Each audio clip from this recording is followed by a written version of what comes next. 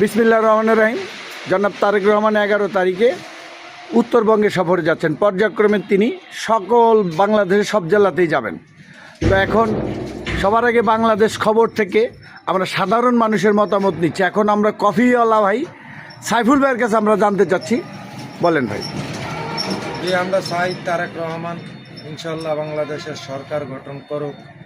এই বাংলাদেশের উদ্যোগ নিয়ে যে বাংলাদেশের তারেক রহমান যদি বাংলাদেশে সরকার হয় আমাদের জনগণের ভালোই হবে ইনশাল্লাহ। যেমন বেগম খালেদা জিয়া বাংলাদেশের কল্যাণের জন্য বহুত কিছু করছে, যে আজ দুনিয়াতে নাই। ইনশাল্লাহ তার রূপ মাগফিরাত কামনা করি, ভালো থাকুক ইনশাল্লাহ।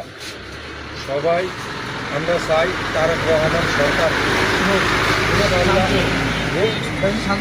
দেশের শান্তি ফিরিয়ে আসে। ধন্যবাদ আপনাকে।